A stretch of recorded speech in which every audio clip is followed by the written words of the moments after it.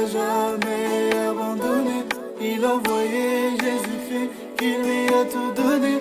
Le Saint-Esprit me rappelle que je suis pardonné par amour. C'est une histoire d'amour. Dieu le Père ne t'a jamais abandonné. Il a envoyé Jésus-Christ qui lui a tout donné. Le Saint-Esprit me rappelle que je suis pardonné par amour. C'est une histoire d'amour. Le fruit a été mangé, le serpent nous a piégés,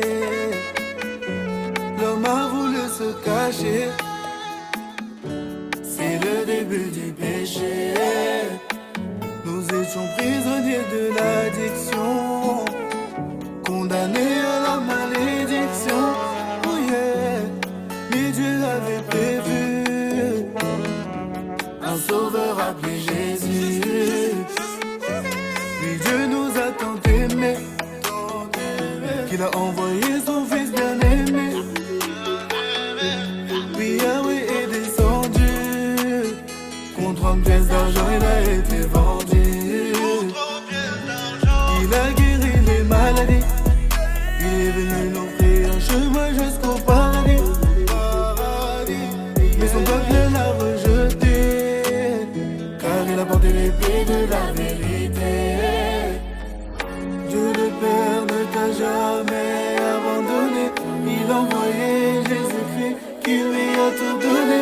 Le Saint-Esprit me rappelle que je suis pardonné par amour.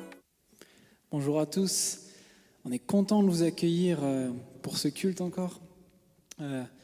Sans tarder, je vous propose qu'on puisse tous ensemble avec le groupe de louanges et puis chez vous, là où vous êtes, accueillir la présence de Dieu.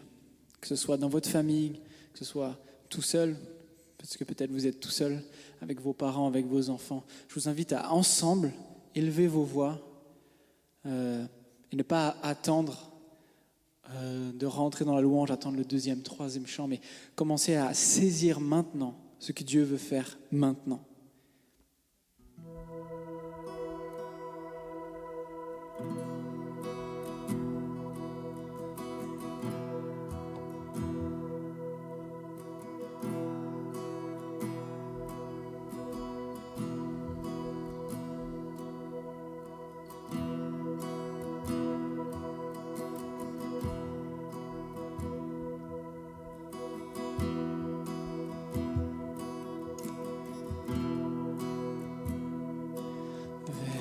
Toi, Seigneur, j'élève ma voix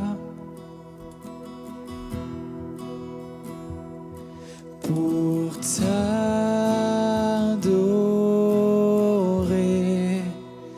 mon Sauveur, mon Roi. Reçois, Seigneur, comme un doux parfum, l'amour et le chant de nos cœurs reconnaissants.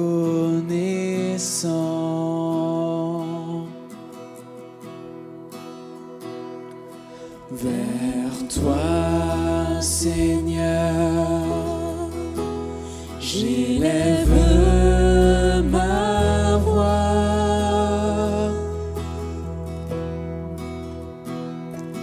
pour t'adorer,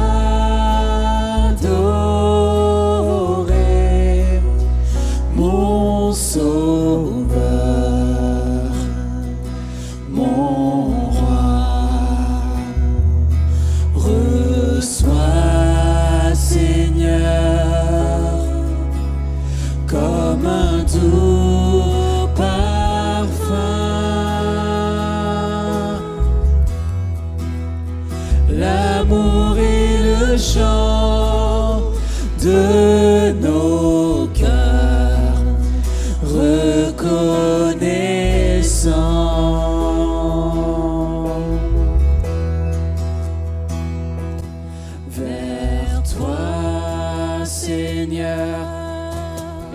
ma voix ce matin. J'élève ma voix. J'élève ma voix, Seigneur, pour t'accueillir.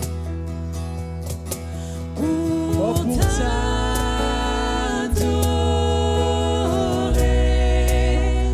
mon sauveur. oui, mon roi. Reçois, Seigneur, Reçois, Seigneur, comme un doux parfum.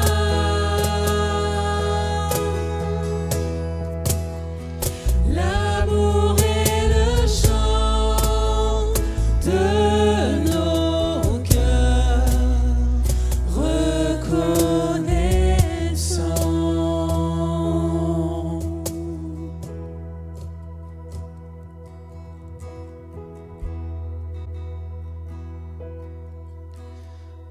reçois nos cœurs, Seigneur Jésus. Reçois notre adoration. Seigneur, reçois tout de nous, Seigneur, comme un doux parfum, l'amour et le chant de nos cœurs reconnaissants, Seigneur.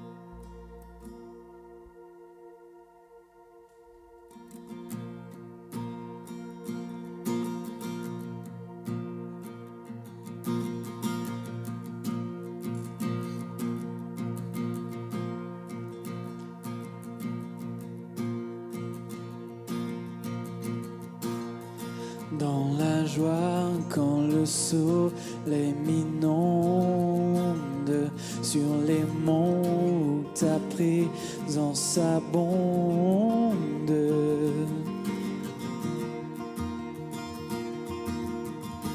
Jésus, je te suivrai. Dans la peine, mon âme sombre, dans la vallée du deuil et de l'ombre. Oh. Jésus, je te suivrai.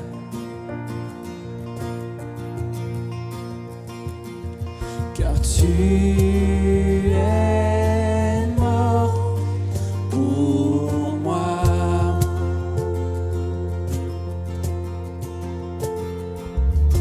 Je vivrai pour toi.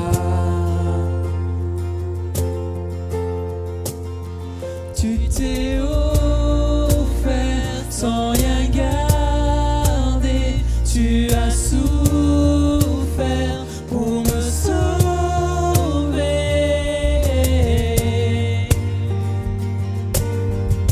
Jésus, je te suivrai. Je t'aimerai plus que la vie, te servirai malgré le prix. Oh, oh. Jésus, je te suivrai.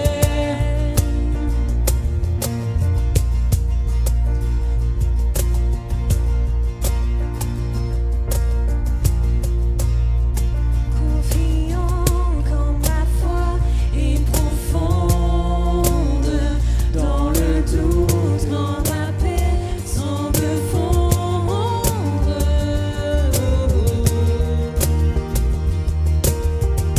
Jésus, je te suivrai.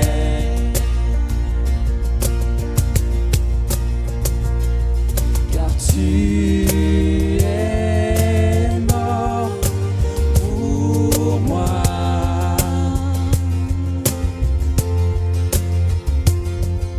Je vivrai pour toi. Tu t'es offert sans rien garder. Tu as souffert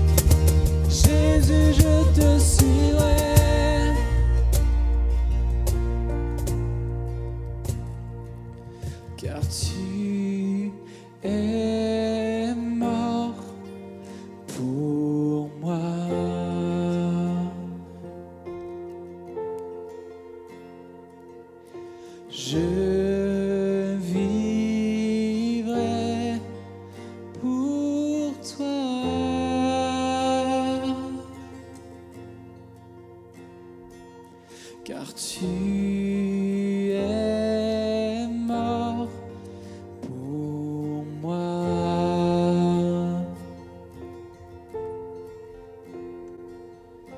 Je vivrai pour toi, Jésus, car tu es mort pour moi.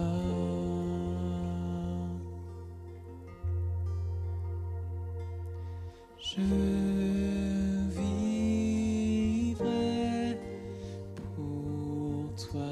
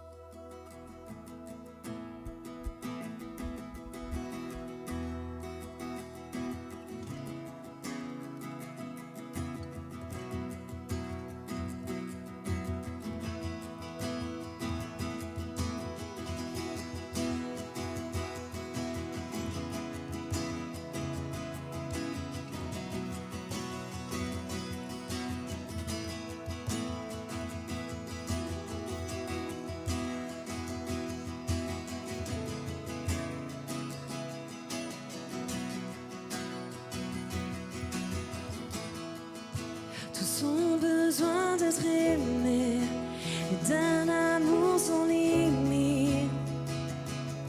Que ta grâce coule en moi. Tous ont besoin de pardon, de la bonté d'un sauveur, l'espoir des nations.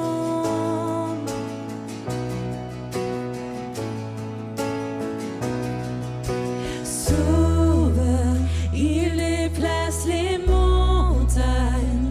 Mon Dieu sauve avec puissance. Il sauve avec puissance.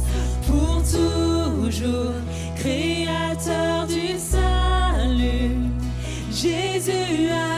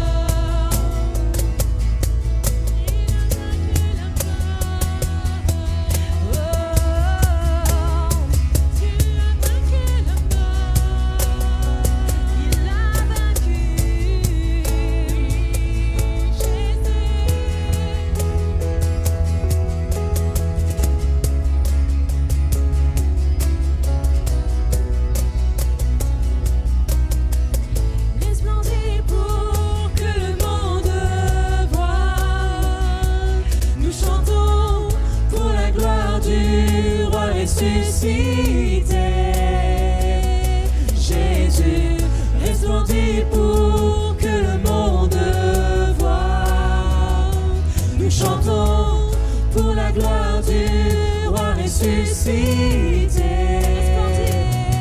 Jésus resplendit pour que le monde voie. Nous chantons pour la gloire du roi ressuscité. Jésus resplendit pour que le monde voie. Nous chantons pour la gloire du roi ressuscité. Sauveur, il déplace les montagnes. Mon Dieu sauve avec puissance.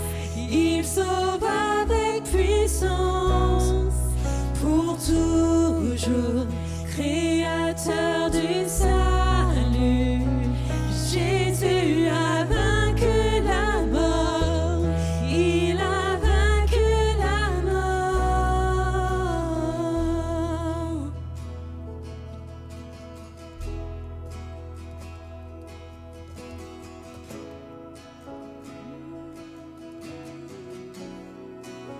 Il a vaincu la mort.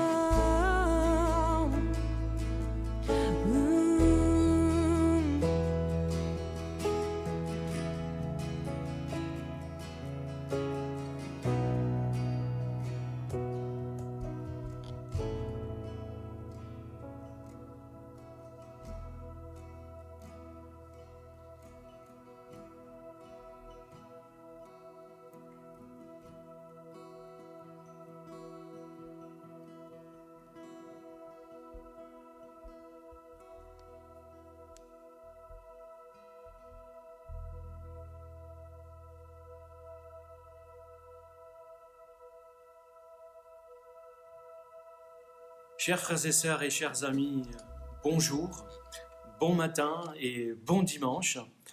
Je suis ravi de pouvoir partager ce moment avec vous parce que je sais que le même esprit qui habite en moi habite aussi en vous et qu'il nous unit en Christ. Et ce matin, c'est un jour particulier. Aujourd'hui est un jour particulier. C'est la fête des mères. La fête des mamans. Alors, premièrement, bonne fête à toutes les mamans, et bonne fête à celles aussi qui ne sont pas encore mamans, et bonne fête aussi à toutes les mamans spirituelles. Même si tu es célibataire et que tu n'as pas d'enfants, tu as des enfants spirituels, et ça compte aussi. Donc, bonne fête, et avant d'aller plus loin dans cette idée de fête des mamans, je vous invite à prier ensemble. Seigneur, nous voulons te remercier parce que tu es le Dieu créateur, tu es le Dieu qui a créé la famille, tu es le Dieu qui a créé l'homme et la femme et qui désire te manifester dans leur vie, dans notre vie. Merci ce matin parce que tu es ce Dieu qui est présent au milieu de chacun de nous, qui est présent en nous, qui nous unit par le même esprit. Alors aide-nous Seigneur à écouter ta parole et à laisser cette parole nous transformer et produire Seigneur l'image de Jésus-Christ en nous. Que ton nom soit glorifié. Amen. Alors donc, je vais profiter de cette occasion de la fête des mères pour voir avec vous, en fait, comment on peut être une mère qui rend visible la gloire de Dieu, dans sa maison. En fait, comment recevoir et comment préserver même cette gloire et comment maintenir l'action de Jésus dans la maison et dans le quotidien. Parce que c'est ça la gloire de Dieu dans sa plus simple expression au quotidien. Et à la fête des pères, je parlerai aussi des pères. Mais d'abord, il faut comprendre que Dieu a dit dans sa parole qu'il veut lui-même se manifester, mais manifester sa gloire sur toute la terre. Pour que la terre entière, pour que tous les êtres humains reconnaissent qu'il existe, qu'il est présent, qu'il est bon et qu'il agit. Donc la gloire de Dieu est présente sur toute la terre. Mais elle est particulièrement présente à certains endroits. Ouais, Dieu est présent dans tout l'univers, mais il agit de façon particulière sur la terre, et sur la terre, il agit de façon particulière au milieu de son peuple. et à travers son peuple. Dans tout l'Ancien Testament, avant la venue du Messie, avant la venue de Jésus, Dieu s'est manifesté de façon particulière dans le temple, dans le tabernacle.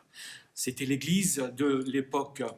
Et dans ce temple, il y avait un mobilier assez spécial, ce mobilier que l'on appelle l'arche de l'Alliance ou le coffre de l'Alliance. Et ça, c'était le symbole de la gloire de Dieu. Donc Dieu aime illustrer les choses, mais Dieu ne peut pas être enfermé dans quoi que ce soit. L'univers ne peut pas le contenir, et encore moins un coffre aussi petit. Dieu se montre là où il a décidé lui-même de le faire. Dieu disait « Je vais me manifester particulièrement là où cette arche va se trouver ». Et tout le monde connaît cette arche. Qui ne connaît pas l'arche de l'Alliance ? Il y a un certain Dr. Jones et ses aventuriers qui ont quand même popularisé cette arche. Mais le texte que nous allons parcourir aujourd'hui va nous parler de la disparition de cette arche, ou du coffre, selon certaines traductions. Donc, la disparition de la gloire de Dieu. Et à cette époque-là, le responsable de l'arche, le sacrificateur qui était responsable, c'était Élie. Et le jour où l'arche va disparaître, Élie, lui, et ses deux fils, Phinéas et Ophni, ils vont mourir. Ils vont mourir le même jour. Et là, ça va être ensuite l'histoire d'une maman. L'histoire d'une mère qui, sur le point d'accoucher, réalise qu'il y a une tragédie, réalise qu'elle est en train qu'elle vit un deuil. Et donc, je vous invite à lire avec moi quelques passages de l'histoire de cette famille. D'abord, dans 1 Samuel, au chapitre 4, les versets 19 à 22. Donc, quand la belle-fille, donc la femme d'un des fils de Élie, la femme de Phinéas. Donc, quand sa belle-fille, la femme de Phinéas, qui arrivait au terme de sa grossesse, entendit que le coffre de Dieu avait été pris et que son beau-père ainsi que son mari étaient morts, elle chancela et brusquement pris de contraction, elle accoucha. Comme elle était près de mourir, les femmes qui l'entouraient lui dirent « Rassure-toi, c'est un garçon ». Mais elle y fut indifférente et ne répondit rien. Elle donna à l'enfant le nom d'Ichabod, plus de gloire, en expliquant « La gloire divine a quitté Israël ». Elle pensait au coffre de Dieu qui avait été pris, à son beau-père et à son mari. Elle s'écria encore « Oui, la gloire a quitté Israël, car le coffre de Dieu a été pris ». C'est une triste histoire, l'histoire d'une maman. Je me suis un petit peu documenté sur les dames et un sondage rapporte que les pires craintes des femmes, c'est premièrement la crainte de perdre un être cher, la perte d'un être cher. Ensuite, il y a le fait d'avoir une maladie incurable. Ensuite, c'était l'échec dans la vie, et ensuite l'inconnu. Il y en a d'autres, mais là, on voit que dans cette histoire, cette femme cumule ces quatre plus grandes craintes qui sont communes à bon nombre de femmes. Elle vient de perdre son mari et de perdre ses proches. Elle est sur le point de mourir, là, cette femme. Le symbole de la gloire de Dieu est parti. Est parti de son pays, est parti d'Israël, est parti de sa famille, et même est parti de sa vie. Et elle ne voit plus la gloire de Dieu, elle dit plus de gloire, elle ne voit plus rien. À l'époque, quand tu donnais un prénom à un enfant, tu le faisais en fonction soit de sa destinée, soit en fonction des circonstances de sa naissance. Et ça devenait presque comme une étiquette qui allait le définir. Et cette mère va appeler son fils plus de gloire. Il n'y a plus de gloire. Où est la gloire ? C'est une mère donc qui est face aussi à l'inconnu. Elle n'a plus d'espoir. Elle est face à l'inconnu. Et quelqu'un a dit que face à l'inconnu, tu peux quand même te confier à un Dieu que tu connais, à un Dieu qui est connu. Donc j'aimerais voir avec vous l'histoire de cette mère qui ne voit plus la gloire de Dieu dans sa vie, ni même dans sa maison. Donc c'est vrai que son histoire aurait pu être différente. Hein, mais je désire simplement vous encourager, vous les dames, afin que vous ne puissiez pas dire un jour aussi « Où est la gloire de Dieu dans ma maison ?» Plus de gloire dans ma maison. Donc nous allons voir plusieurs passages dans le premier livre de Samuel qui va nous aider un petit peu à comprendre ces éléments. D'abord, premièrement, la Bible dit dans 1 Samuel au chapitre 1 au verset 3, les deux fils d'Élie, Ophni et Phinéas, y officiaient comme prêtres de l'Éternel. Les deux fils d'Élie, Ophni et Phinéas, officiaient dans le temple comme prêtres de l'Éternel à Silou, la ville où ils étaient. Donc c'est l'histoire d'une femme dont le mari est prêtre. Qu'est-ce que c'est un prêtre ? Aujourd'hui, on dirait c'est un pasteur ou c'est un responsable, un leader spirituel. Et la tâche de ces prêtres à cette époque, c'était d'avoir accès à la gloire de Dieu, à l'arche de l'Alliance, et ensuite de communiquer cette gloire au peuple. Et là, c'était une famille que Dieu avait appelée à la gloire, et ça va être l'histoire d'une famille qui va perdre la gloire. À l'époque, quand tu allais au temple, c'était constitué d'un grand parvis, donc tu traversais le parvis. Ensuite, il y avait une plus petite tente, hein, et dans cette petite tente, lorsque tu y rentrais, tu avais le lieu saint. Et ensuite, tu rencontrais un rideau, et derrière ce rideau, bien au fond de la tente, c'était le lieu très saint. Et au fond de ce lieu très saint, tu avais là l'arche de l'Alliance, tu avais la gloire de Dieu qui était là. Qu'est-ce que Dieu voulait dire déjà par ça ? Ça voulait dire que la gloire de Dieu, l'accès à la gloire de Dieu, il n'est pas pour tout le monde. Tout le monde ne peut pas avoir accès à la gloire de Dieu. Et plus tu avançais en fait dans le temple, quand tu passais du parvis, au lieu saint, au lieu très saint, plus tu avançais, plus les matériaux étaient précieux. Et cette femme, elle faisait partie d'une famille qui avait accès à ces choses, qui avait accès à la gloire de Dieu. Donc je vais essayer de transposer son histoire pour nous aujourd'hui. Tu es une femme et tu as Jésus dans ta vie, mais tu fixes des limites. Tu espères le meilleur pour ta maison, pour ton foyer, pour tes enfants, mais tu dis, c'est beaucoup trop pour moi et tu n'y arriveras pas.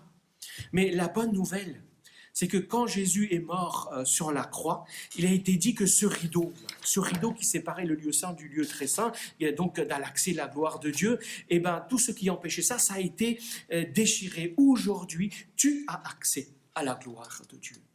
Donc mon premier point, c'est le suivant, c'est que tu peux avoir accès à la gloire de Dieu aujourd'hui dans ta maison.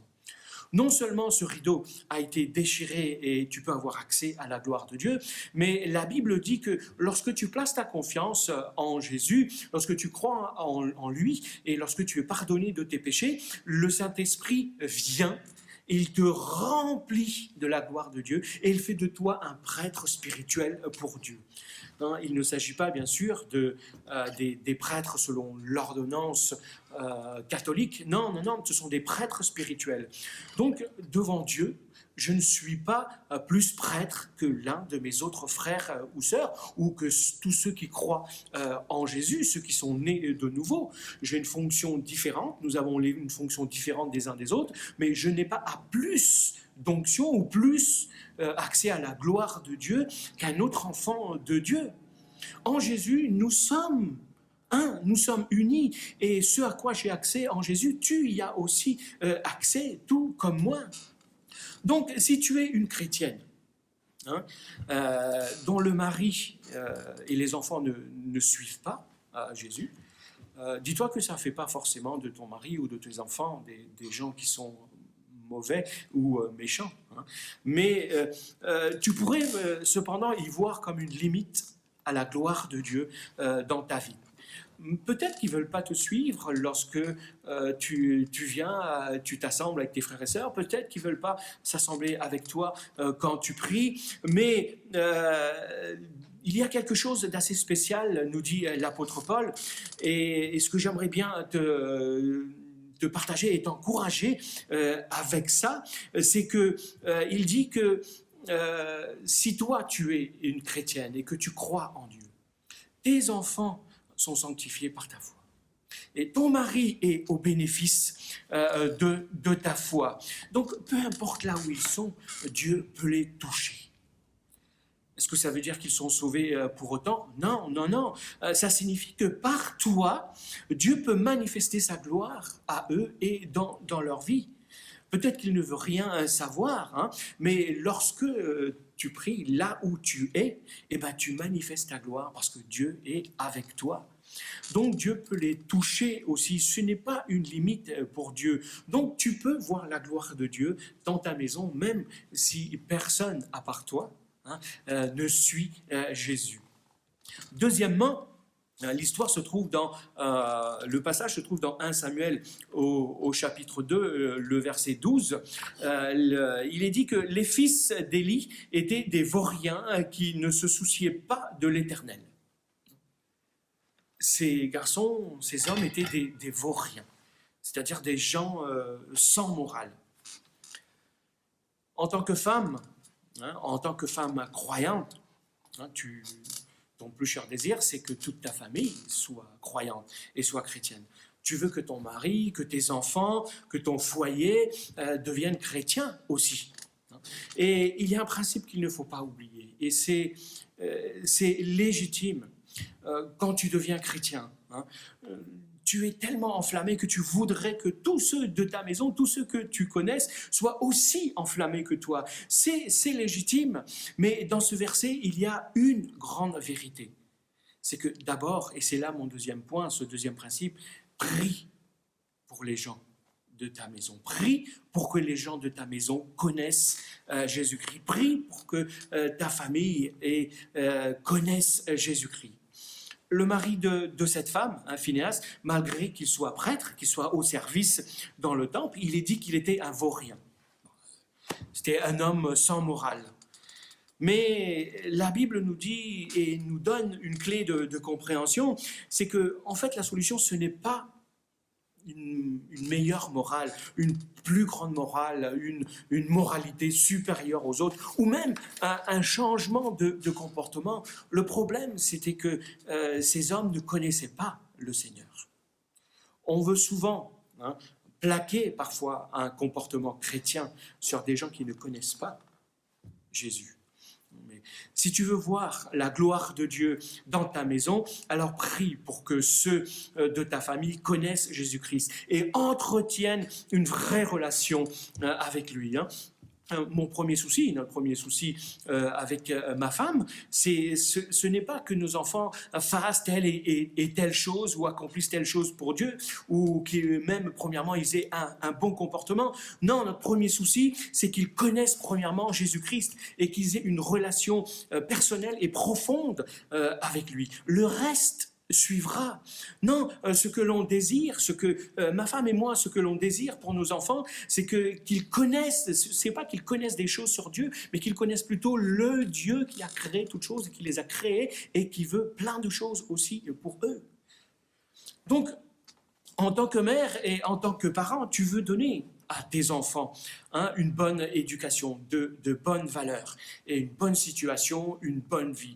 C'est normal et c'est légitime, mais le plus important, c'est son éternité. C'est ce dont il a besoin le premier, c'est de l'évangile. Ne crains pas donc de dire à ton enfant avec sagesse, avec pédagogie, avec douceur, avec persévérance qu'il est un pécheur et qu'il a aussi besoin de Jésus-Christ pour être sauvé et pour être réconcilié avec Dieu pour l'éternité. C'est une responsabilité que Dieu confie aux parents. Donc, mesdames,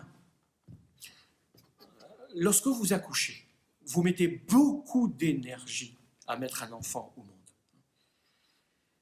Et même parfois, et même bien souvent, avant, hein, je me souviens, lorsque ma femme était enceinte, hein, de 5 fois, et avant que l'accouchement arrive, c'était l'excitation, on devait ranger, préparer la chambre, mettre tout en place avant que le bébé n'arrive. Tu mets beaucoup d'énergie et tu mets aussi beaucoup de ta personne.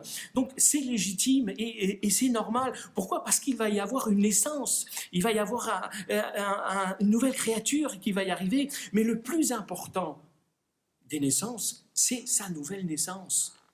Sa nouvelle naissance en Jésus-Christ. Alors prie avant tout, deuxièmement, pour que ta famille connaisse Jésus-Christ et pour qu'ils aient une relation vraie et authentique et personnelle avec lui. Donc je continue avec un autre épisode de la vie de cette famille, pour qu'on comprenne bien leur histoire et pour qu'on essaie de voir aussi comment l'histoire aurait pu être différente, l'histoire de cette femme. Et le passage suivant décrit, le passage que nous allons lire, décrit le comportement de ces hommes.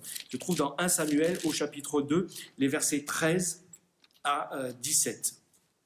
On va commencer à partir du verset 12. Les fils d'Éli étaient des vauriens qui ne se souciaient pas de l'Éternel. En effet, voici comment ils agissaient à l'égard du peuple. Chaque fois que quelqu'un offrait un sacrifice, au moment où la viande cuisait, un de leurs serviteurs arrivait, une fourchette à 3 dents à la main. Il piquait dans la casserole, la marmite, le chaudron ou le pot, et prenait pour le prêtre tout ce que la fourchette ramenait. C'est ainsi qu'il procédait envers tous les Israélites qui venaient à Silo.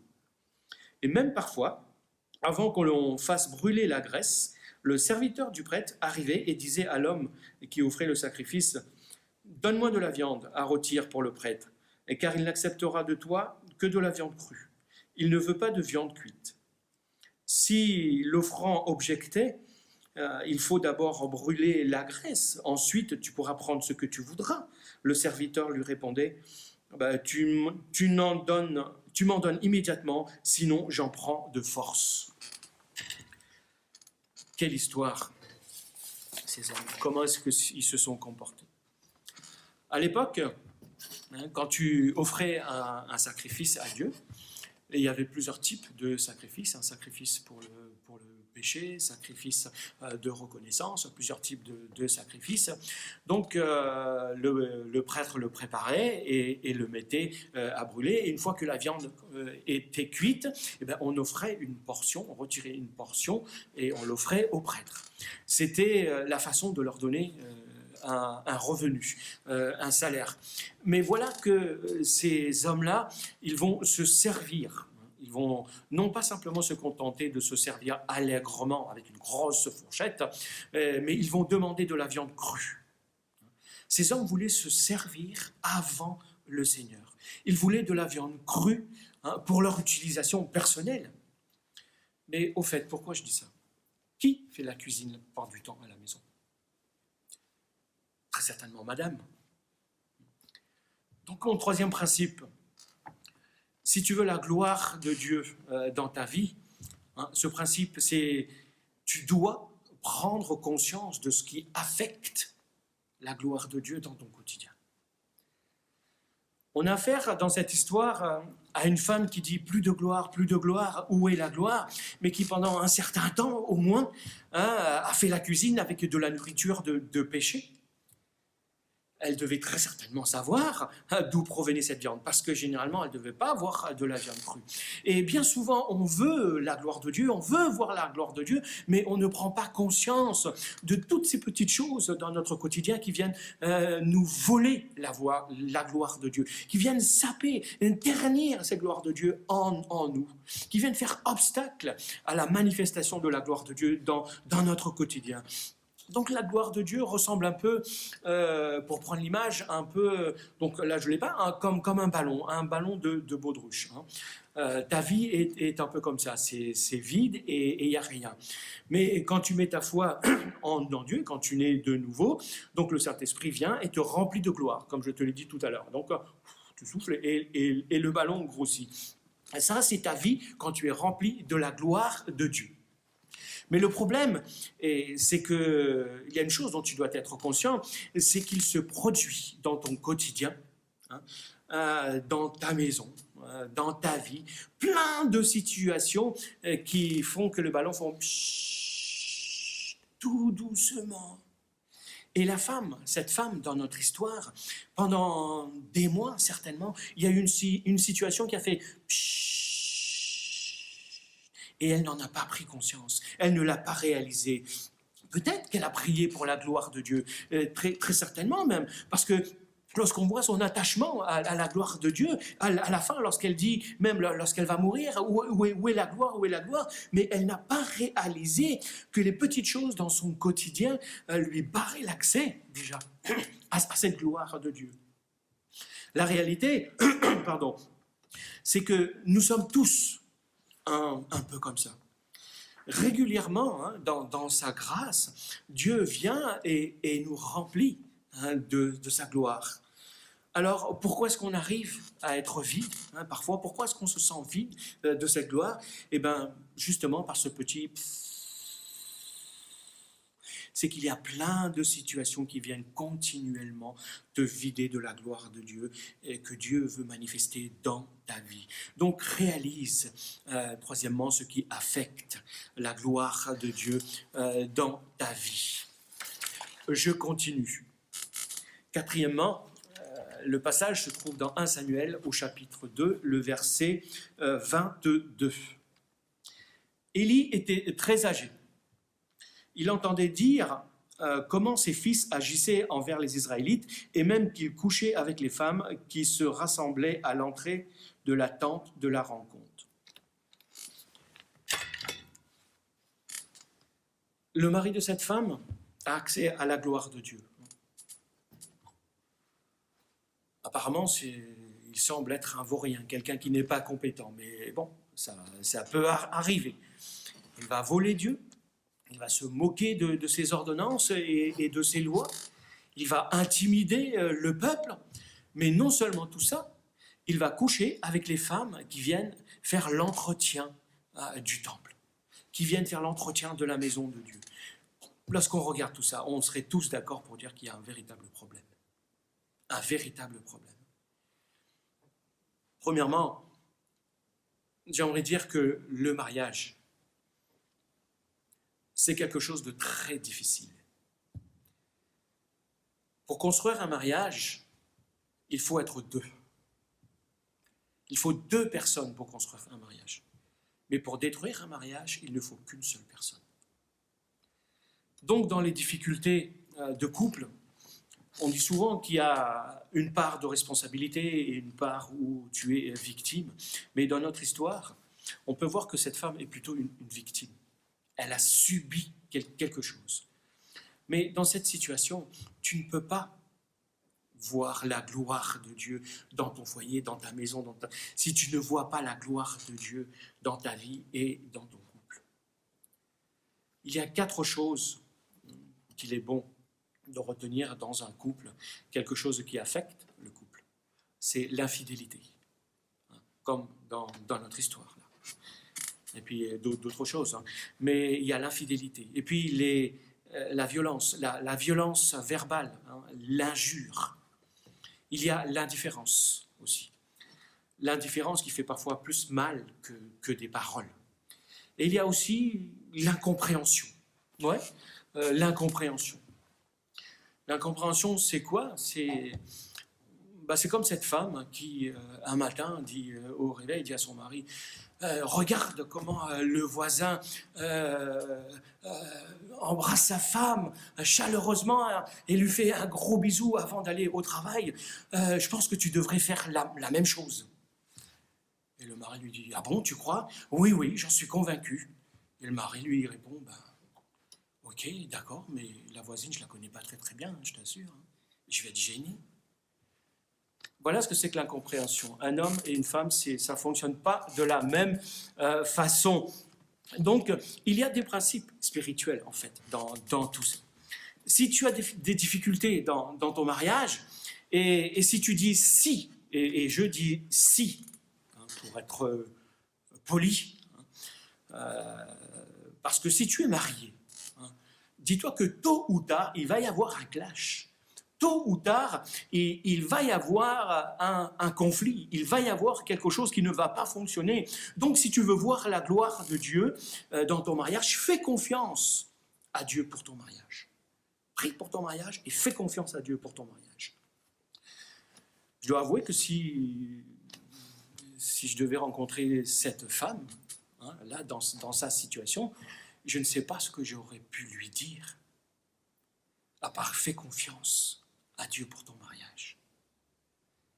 Parce que c'est quelque chose de compliqué.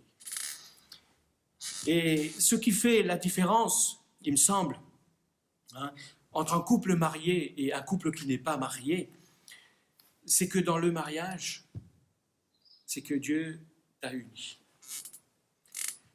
La Bible dit que l'homme ne sépare pas ce que Dieu a uni. Si tu t'es marié selon ce que Dieu a défini, c'est que Dieu a agréé ton mariage. Et je pense qu'il y a quelque chose de plus dans le mariage. Ce n'est peut-être pas ton témoignage, c'est peut-être pas le témoignage de tout le monde, mais je crois que le témoignage, que le mariage est aussi une protection de l'un et de l'autre. Alors prie et fais confiance à Dieu pour ton mariage. Maintenant,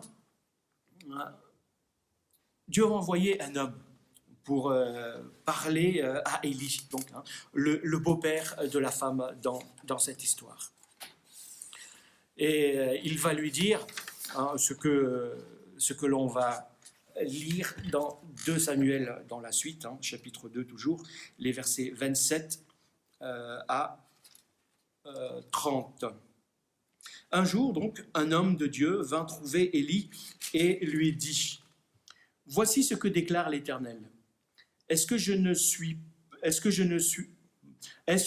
me suis pas clairement fait connaître à tes ancêtres et à leurs familles quand ils vivaient encore en Égypte, esclaves du Pharaon ? Je les ai choisis parmi toutes les tribus d'Israël pour qu'ils exercent le sacerdoce pour moi en offrant les sacrifices sur mon autel, en brûlant l'encens, et pour qu'ils portent les vêtements sacerdotaux devant moi. Je leur ai attribué une part de viande de tous les sacrifices consumés par le feu, offerts par les Israélites. Pourquoi donc méprisez-vous les sacrifices et les offrandes qui me sont destinés et que j'ai ordonné d'offrir dans ma demeure ? Pourquoi honores-tu tes fils plus que moi et vous engraissez de meilleurs morceaux des sacrifices que mon peuple Israël vient m'offrir ?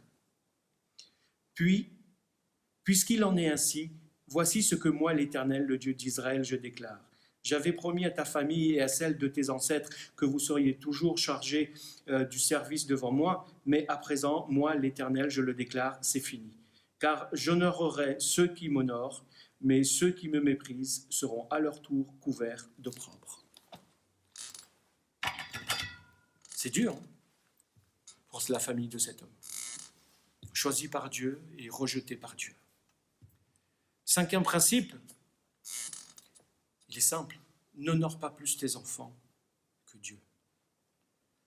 Charles Spurgeon, hein, que certains connaissent, que beaucoup appellent aussi le prince des prédicateurs, raconte qu'il avait entendu une fois une prière de sa mère qui a changé sa vie.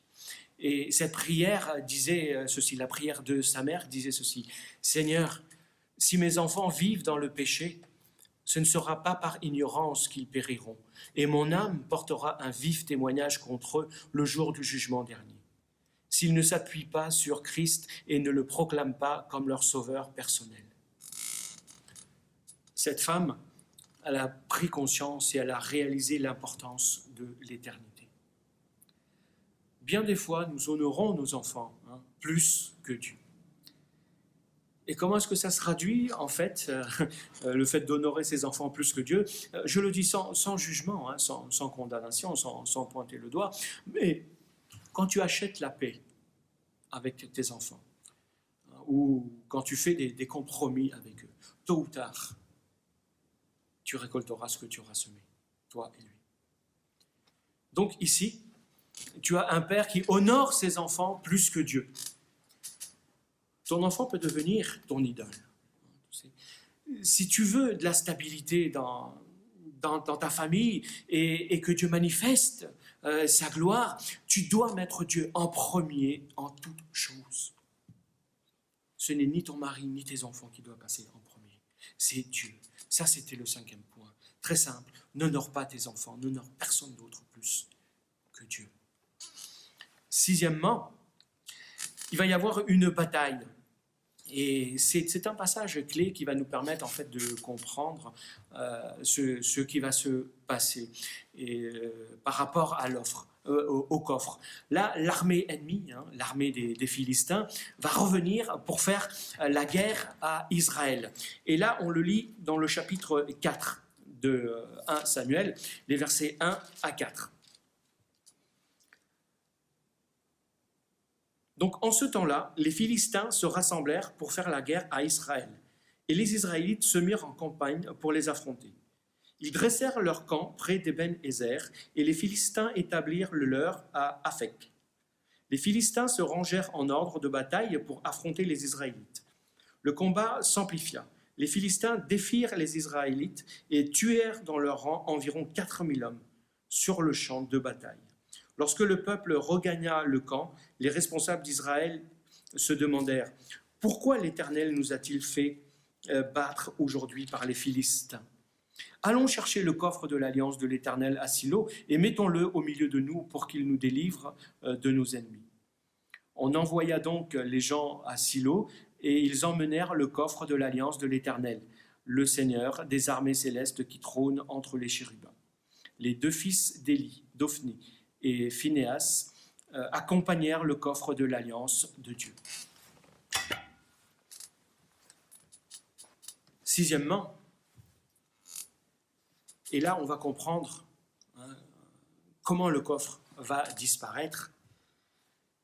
Lors de cette bataille, en fait, Israël va subir une défaite. Une défaite cuisante. Et les responsables d'Israël, les chefs du peuple, ils vont se demander, bon, pourquoi est-ce qu'on a subi cette défaite ? Qu'est-ce qui a pu se produire ?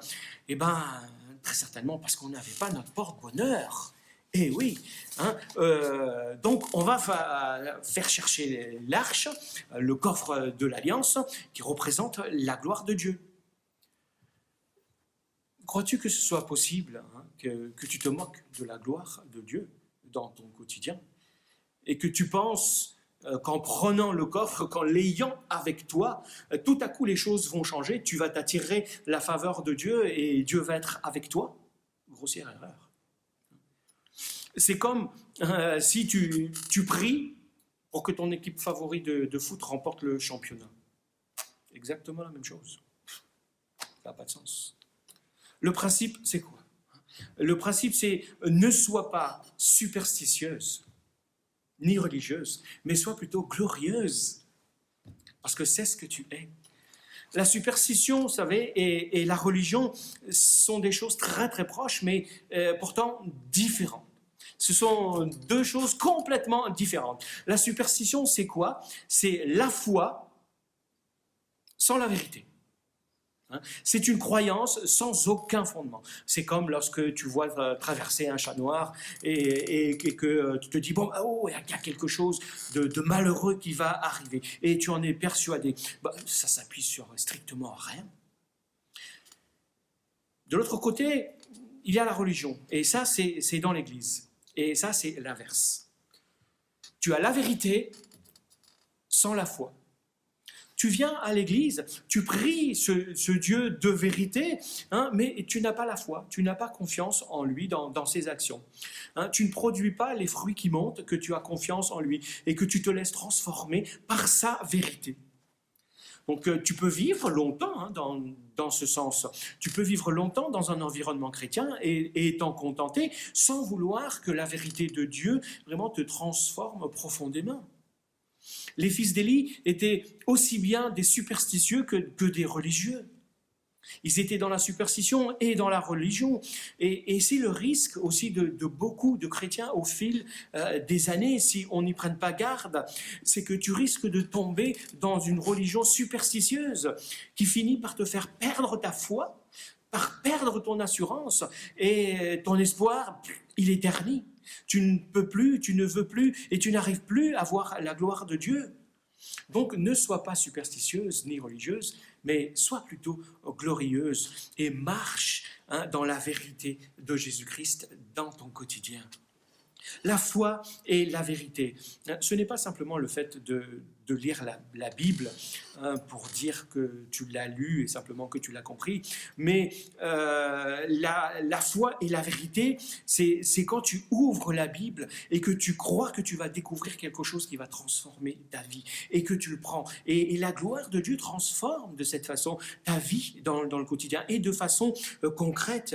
Ce ne sont pas des petits picotements qui vont changer les choses, mais c'est la présence visible de la gloire de Dieu dans ta vie que le Saint-Esprit va apporter dans ton quotidien. Ça, tu vas le voir dans ta maison au quotidien. Donc, sixièmement, ne sois pas superstitieuse ni religieuse, mais sois plutôt glorieuse parce que c'est ce que tu es. Donc, septièmement, on va lire dans le chapitre 4, toujours de 1 Samuel, les versets 10 et 11. Donc les Philistins livrèrent bataille, c'est la suite, et Israël fut vaincu. Chacun s'enfuit sous sa tente, et ce fut une très lourde défaite. Israël perdit 30 000 hommes.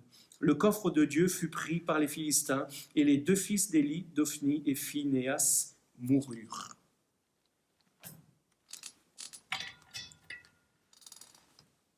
Mesdames, le 7e principe. Oui, c'est pour mesdames, puisque c'est la fête aujourd'hui. Dis-toi que ce ne sont pas tes défaites, ni les défaites de tes proches qui te déterminent, et qui déterminent forcément ton histoire. Alors que tout le monde revient de cette guerre, que ceux qui restent reviennent de cette guerre et rentrent sous leur tente, le mari de cette femme, lui, ne revient pas. Et encore une fois, dans la documentation que j'ai pu voir, et selon donc les femmes elles-mêmes, la culpabilité est leur meilleur ennemi. La culpabilité, c'est un dénominateur qui est commun à de nombreuses femmes. Donc elles se sentent coupables pour plein de choses. Elles se sentent coupables lorsqu'elles mangent du chocolat. Elles se sentent coupables, disent, lorsqu'elles subissent des échecs, lorsqu'elles voient leurs enfants ou leurs proches subir des échecs. Elles se sentent coupables lorsqu'elles doivent aller travailler. Elles se sentent coupables lorsqu'elles ne travaillent pas. Et en bout de ligne, en fait, elles se sentent coupables et elles se disent « je ne suis pas une bonne mère ». Ce principe est important. Ne laisse pas les défaites des autres, les défaites même de ceux qui te sont proches, te définir et orienter ton histoire. C'est une des erreurs que cette femme a commises. Tu te sens peut-être comme elle, coupable, peut-être pas assez, tu n'as peut-être pas assez expérimenté la gloire de Dieu dans ta maison, mais les femmes ont souvent une image qui ne correspond pas à la réalité. Un jour, on a demandé à plusieurs mamans de se décrire en tant que maman, en tant que mère. Et il y a eu plusieurs réponses. Et parmi toutes ces réponses, il y en a certaines qui ont dit « ouais, je suis un perfectionniste et c'est assez difficile pour mes enfants ». Une autre a dit que bon, parfois je doute de mes capacités de pouvoir les aimer. Une autre a dit j'aimerais savoir comment leur parler avec un peu plus de calme et de sérénité. Une autre a dit j'aimerais pouvoir m'améliorer et pouvoir prendre plus de temps pour écouter mes enfants. Une autre a dit je ne suis pas assez patiente avec mes enfants.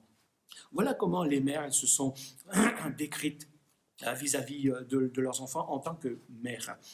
Et on a refait cet exercice avec leurs enfants. On a demandé à leurs enfants de décrire maintenant leur mère. Et écoutez ce que ces enfants ont dit, les mêmes enfants par rapport à leur mère. Ma mère, elle est totalement merveilleuse. C'est la meilleure pour faire des câlins. Elle est belle, elle est drôle et elle fait de bons petits plats, comme je les aime, rien que pour moi. Une autre a dit, ma mère, elle est unique, c'est pour ça que je l'aime fort. On sort ensemble, a dit une autre, et on va faire les magasins, on se balade beaucoup ensemble. Une autre a dit, ma mère, elle m'aime beaucoup. Et une autre a dit, il y a beaucoup de choses que j'aime chez ma maman. Voilà comment les enfants, eux, ont décrit leur maman. Donc après avoir entendu les propos, puisqu'on a fait écouter à ces mamans les propos de leurs enfants, après les avoir écoutés, toutes ces mères sont exprimées et elles ont réalisé en fait qu'elles accomplissaient finalement plein de petites choses qui comptaient pour leurs enfants. Et que leurs enfants avaient une image différente, avaient un regard différent et les voyaient différemment de ce qu'elles pouvaient se voir et se regarder elles-mêmes, de ce regard qu'elles avaient sur elles-mêmes. Et finalement, les enfants, leurs enfants, les aimaient. Et les aimaient tellement plus qu'elles ne pouvaient l'imaginer. Oui, c'est facile d'oublier ou de ne pas voir la gloire de Dieu dans le quotidien. Parce que Dieu le manifeste au-dit. Et de ne plus en vouloir, peut-être pour certains. Et je vais terminer avec ce dernier point, qui ne se trouve pas dans le livre de Samuel. Bien des années après cette histoire, alors que tout au long de l'Ancien Testament, on se pose cette question, donc où est la gloire de Dieu? Où est la gloire de Dieu? Où est la Shérina, disent les Juifs. Bien des temps après, et quelques semaines avant sa naissance, plus exactement 40 jours après sa naissance, Marie et Joseph ont emmené Jésus au temple pour le présenter au Seigneur, comme la loi l'ordonnait. Et là, au temple, un homme est venu. Il a été conduit par l'Esprit. Son nom, c'est Siméon. Et il va prendre Jésus dans ses bras. Et voici ce qu'il va dire. Se trouve dans Luc au chapitre 2, les versets 29 à 31. Il va dire ceci. « Maintenant, Seigneur, tu laisses ton serviteur s'en aller en paix.